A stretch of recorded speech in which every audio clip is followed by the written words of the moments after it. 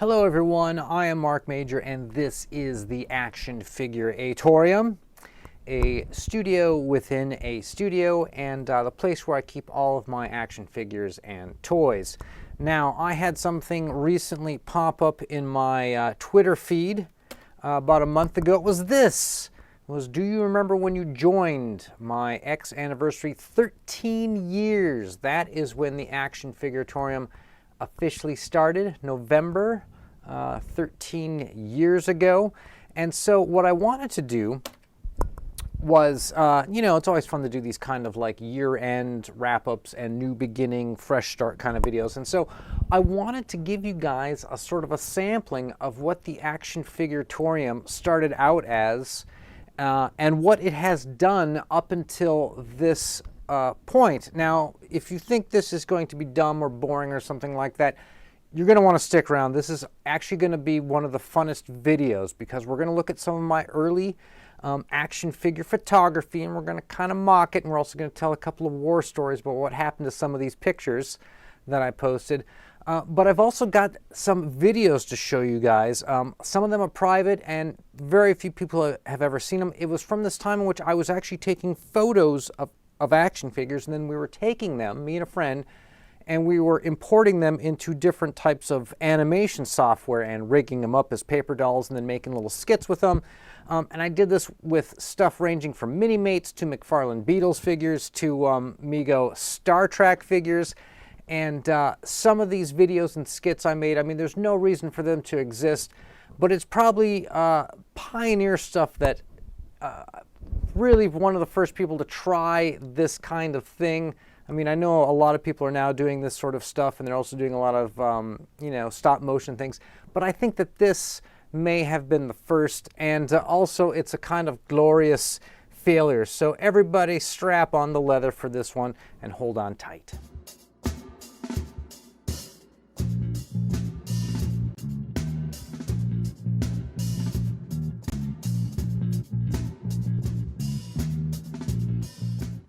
All right, so when I started the Action Figure Atorium, it was 2013. It was sometime in November, and I was creating lots and lots of Twitter accounts, and I was doing these as like kind of mini shows.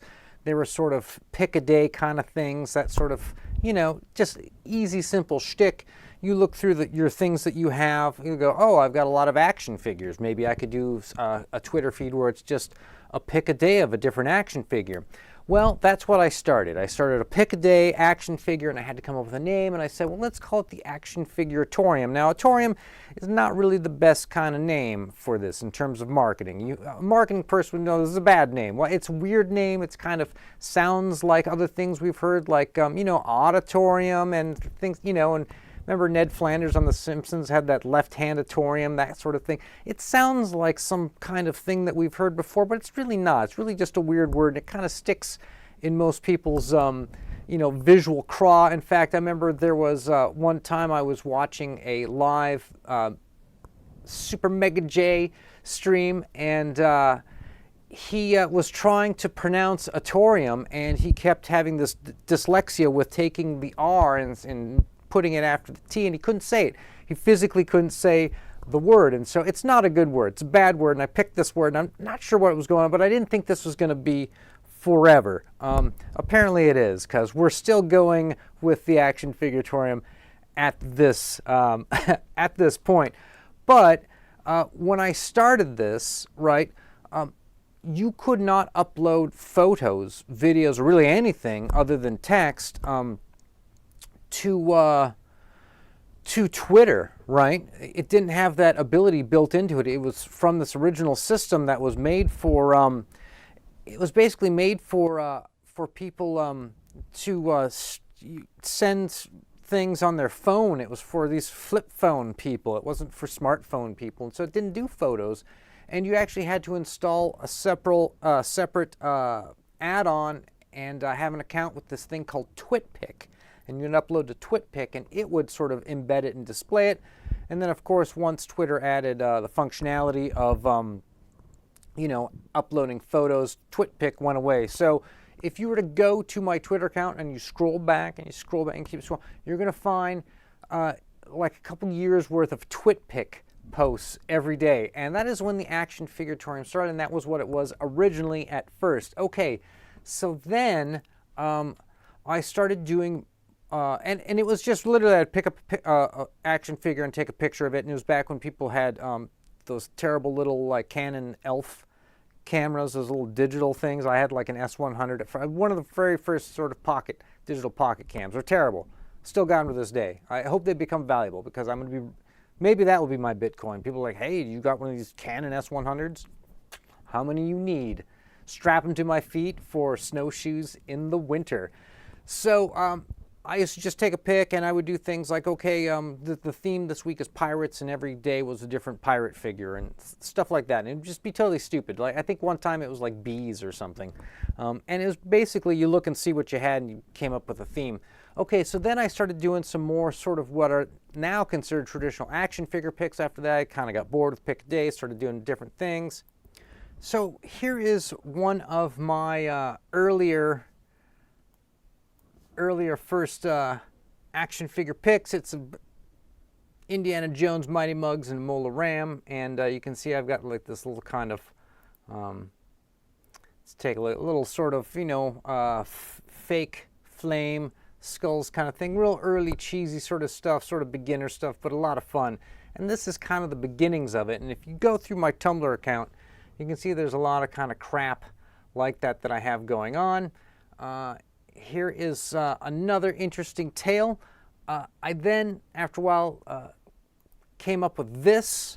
It's an Iron Maiden action figure, like a 20-inch guy, super huge, heavy, physically heavy, big. It's an Eddie, and I happen to have this Hello Kitty plushie, and so I made this sort of Number the Beast meets Hello Kitty, the Number the Kitty. Well, as soon as I posted this, because I put tags Iron Maiden and stuff like that, somebody saw these and then took them and erased my copyright from them and put their logo and reposted them to their Tumblr account, right? Because I did a search to see if it would come up and hashtags, all that kind of thing. And then, of course, I had to report the person has, you know, lifted my images, like a sort of copyright claim, as they're now claiming my work. And so what happened was Tumblr ended up removing both my posts and their posts from searches. So thank you, Tumblr. That's a great, that's justice, people. That's a great reward of justice. Anyways, you can go to my my Tumblr sometime, the Action Figuratorium Tumblr. You can check it out now. I just post links to my YouTube videos. But let's move on, people, because this is becoming an interesting tale of 13 years of the Action Figuratorium. Next thing that I stumbled upon was some animation software, okay? It's called Crazy Talk, and essentially what it is you take kind of a paper doll, right, and sort of has segments that it would be essentially, you know, pinned, all the different parts of a body, just like on an action figure. You wireframe it up in the software, and then you can animate it. You can have it dance and talk and move around, stuff like that. And as far as talking goes, you record a WAV file, and you just click this button, import WAV file, you bring it in, and it actually makes the mouth say all the stuff. And so it's real easy to then do animated skits. Now, the first one that I was working on is kind of a pilot idea, and it never really got off the ground because although it's a fun idea, it really doesn't have any legs worth putting into, was essentially this guy, okay? This is a G.I. Joe 12-inch torpedo. I guess he's technically Japanese. Let's see if you can see the face on that guy. I don't know if that's focusing up or not. He's in a scuba suit. That's the deal. He's like a Japanese guy in a scuba suit. Anyways, I thought he looked like a Soviet cosmonaut, right? So I came up with this idea of taking him and having him be this Soviet cosmonaut who essentially the way they would do these early astronaut missions in the Soviet Union is they would sort of take people and strap them into rockets and say you're going into space, that kind of thing. And so I thought that idea was a great idea. Let's take a guy, let's just say that he's sort of a victim, sort of a lost in space kind of guy, and he's just stuck orbiting the Earth, and he just, you know, it's a sitcom. So he just nonstop argues with his home base, that kind of thing. That was the idea. It would just be a kind of a two-way, sort of a telephone sitcom. So let's go ahead and let me hold on here. Let's watch a little clip of this private, it's not even unlisted, it's private pilot video for a character called Yuri, which is actually just Jerry in English. Yuri in space. This is the screen test. It's called Goat Pig Yourself. You guys might enjoy this. You may stop shouting. Yuri, we need to conduct experiment. I told you, I call you when I ready for experiment. You work for us, Yuri. We give times. You only have job because of me. No, you have job because of me. I am one who get paid. Well, guess what? I spit to you. Oh, you spit to me. Yes, I do. Well, I spit to you. How you like? You can't spit to me, I spit to you. No, I am spitting, and it is to you I spit. Yeah, well, goat pig yourself. All right, so that was my first attempt. Yuri at space. I didn't really animate the body. I just took, you know, shot of the action figure, did the mouth thing. You know, it was all about cutting and editing. All right, let's move on to the next action figure animation attempt. I got a Minimate, which, if you didn't know, I'm a big fan of Minimates. I think these are kind of the best action figures ever. Why? Because you can get millions of them for next to nothing. All right, so we got a Captain America guy, which I thought would be pretty funny, because all those Captain America shows were, those movies were really popular, and I thought, maybe somebody will accidentally click on this, you know. And then this character, which is the female lead played by Sigourney Weaver from Ghostbusters. Can't remember the character's name, but that's essentially her. And so he's going to be a stand-up comedian, and his name is Capt HAmerica. So the A has been turned into an H-A, Ha, Captain HAmerica. He says a bunch of like kind of terrible, bad stand-up comic jokes, and then he's being interviewed by this woman, and they get to have a little interaction. It's like a mini documentary. By the way, this one is currently public on my other YouTube channel, a channel called B Catalog Records and Films, something I started in 2010. I will post links to these if you want to go check them out or something like that. But what we're going to do is we're just going to watch a little bit of this guy, Captain HAmerica, and you're going to see where I'm going, because I was able now to actually move the body a little bit. So my girlfriend is an archaeologist. No, it's true. She's a professor. They say you're old if an archaeologist is dating you. Comedians these days are often defined by a slogan or a catchphrase. Your rise in popularity has been fueled by your expression, "Everyone knows that." Dogs can't drive cars. Everyone knows that. Grandmas don't control the world's food supply. Everyone knows that. One day, robots will be able to relieve our stress by fondling us. Everyone knows that. All right, so that was Captain HAmerica, and I know you're thinking like, wow, that was really terrible. Well, it's going to get even worse. The next attempt at doing a type of animated action figure was this guy, okay? John Lennon from his Yellow Submarine phase, right? And this is made by McFarlane Toys. These are actually pretty cool. I got this, I got a Paul McCartney, I got to get the other ones. I've actually gotten a bunch of these guys before, but I used to give them out as gifts. They were never considered much, but now they're getting kind of hard to get. So we're going to check this out. This is a series, and the one that I'm posting up here has not been, is private. So this is the only way you're going to see this one, but there is another episode from the series up that I have available. I'll have a link to that. So I decided to call this Johnny Submarine. That was the idea, making you take the John Lennon character, take him from Yellow Submarine, make him Johnny Submarine, right?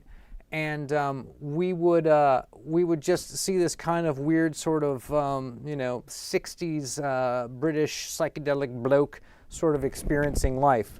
So let's watch a little bit of this.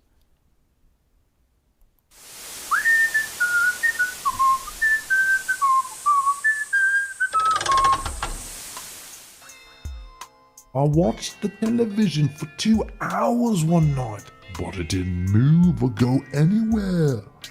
And finally someone said, "Why don't you turn it on?"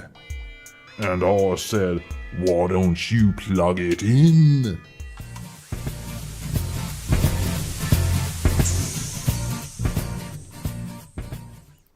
All right, so I think you guys can see that there was a lot of promise for absolutely nothing at this point. And that was all 10 years ago, okay? Now, those were 2D animation using some action figures I took photos of and then using Crazy Talk to manipulate them. Never really got that far into it because I realized it was fun to write those skits, and I wrote a lot of skits, and I could show you guys even more of those Johnny Submarine videos, but I don't think you want to. I think you just want to know that they were made and then move on. Okay, the last thing I'm going to show you guys, and I know these episodes like this can be tough when you get a lot of the Mark rambling, but this is when we moved up, me and my friend Bryce, who did the animations with me and helped me with it and helped me with the software and turned me on to the software. We moved up to 3D now, okay? So what had happened was I got a couple of these action figures I picked up at Goodwill for a few bucks each, right? It's a Scotty and Uhura. And they're I think these are like 10-inch guys. I don't think they're the 8-inch Mego guys, and I think they're Playmates 10-inch.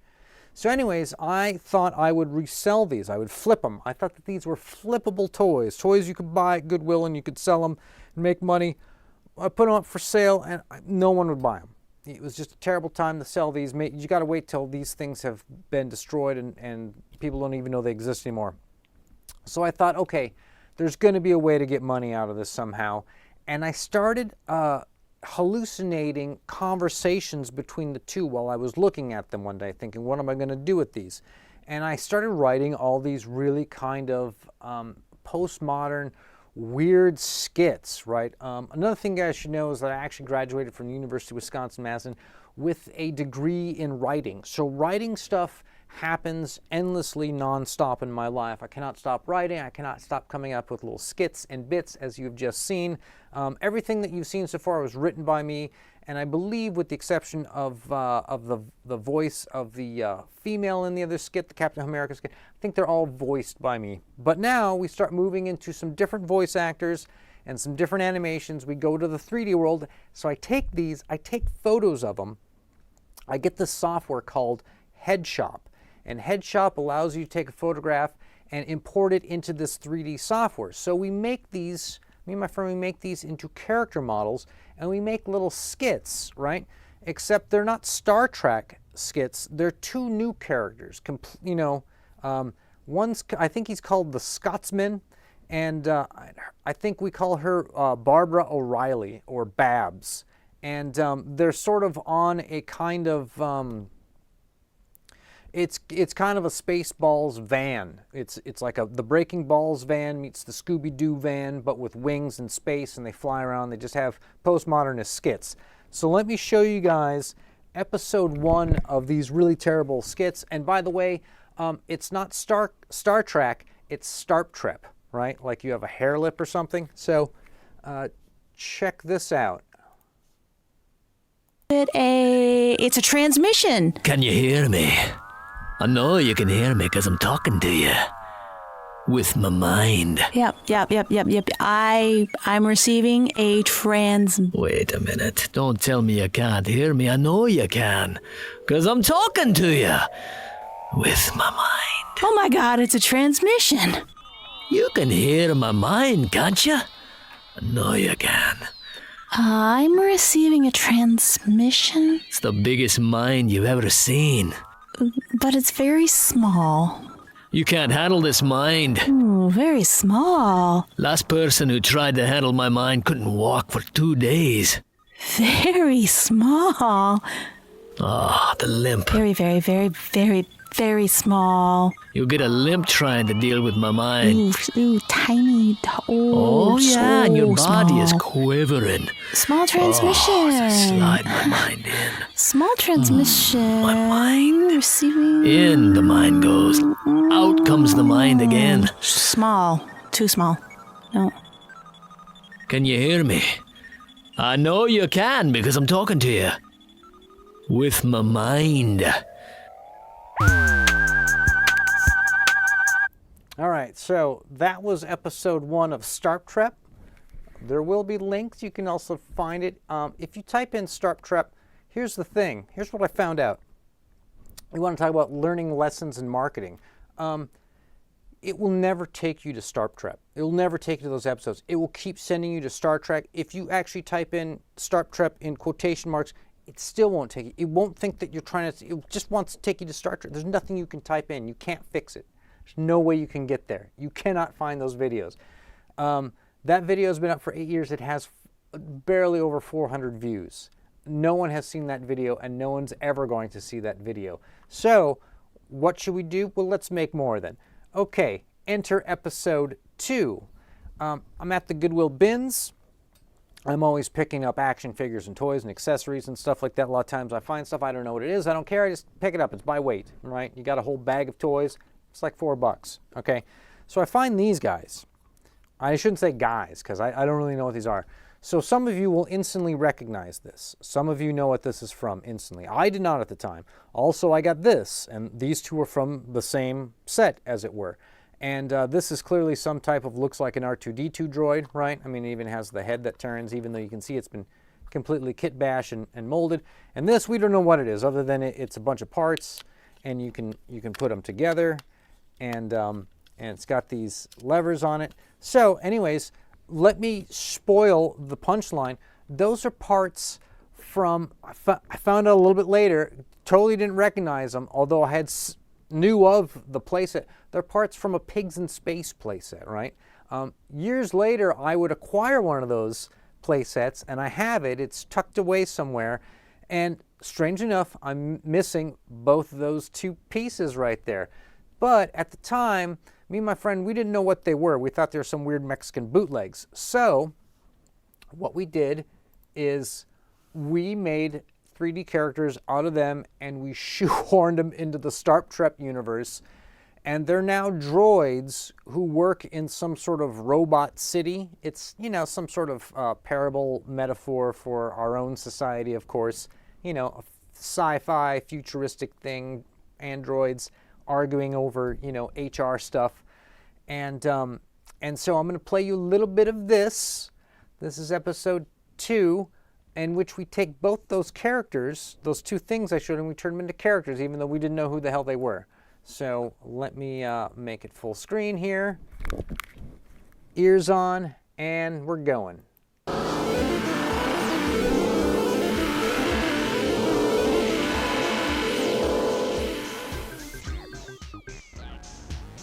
You're a feisty little robot, but you'll soon learn respect. Respect, I'm a motherfucking G. Respect for the master. I ain't got no motherfucker. He's your new boss now and forever. Forever, mother. Please. And once we've applied the Lucas bolt, you shall come. Bitch, I'm trying to make money. So fuck your bullshit. Responsibility's my ass. Yes, that's right. You gonna tell me to serve a master one more time? I will if these beat you tasks are up. not completed, we will mete out punishment. Bring your punishment, motherfucker. I'll fight. For the I'll fight, master motherfucker. does Bring not it. like it when his robots aren't doing their tasks. Both levels, green and yellow.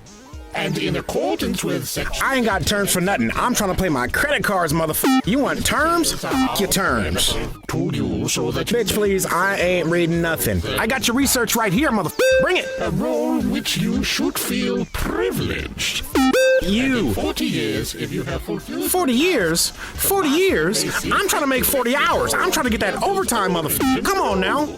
Orange and blue don't even match, motherfucker. 21 and 24. I'm BBPO. I'm BBPO. All right, so Beepio.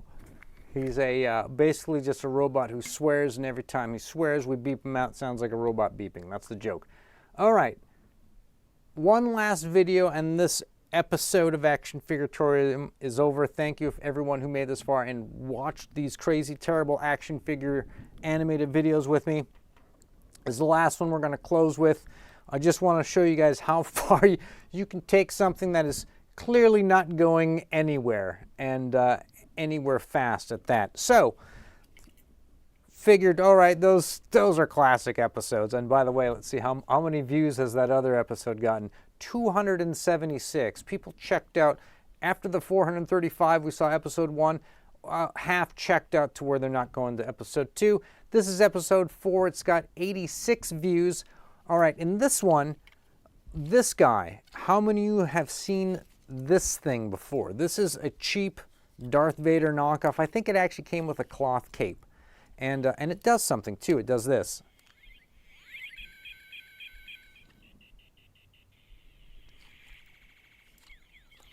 Can you hear that? It sounds terrible. Anyways, it has a sound, eyes flash, that kind of thing.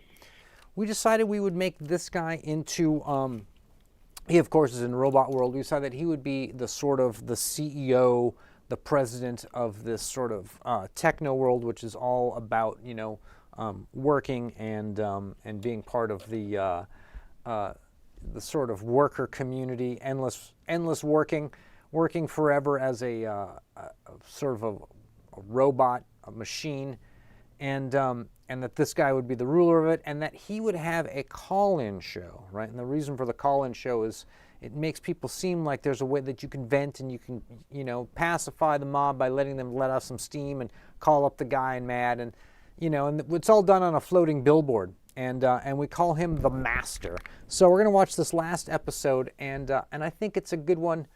I think it's gonna be a good one to close with. The Master is online and taking calls from his loyal subjects. Is there something you'd like to say? Is there something you want to get off your chest? The Master is listening. I want to hear from you. Yes, I am calling to say that we in HR have not had a break in 17 years. I am not sure that this is legal. I hate to be the one who rocks the boat, but what kind of... I always love to hear a success story. Let's go to another caller. I want to hear from you. 40 years, motherfucker? I'm still waiting for Acres and a Mule, motherfucker. Come on now. That's all the time we have for this week's session with the Master. I ain't got no master, biatch. I got no motherfucking master. Come back again next week. And the Master is listening. I'll be BPO. I'll be BPO.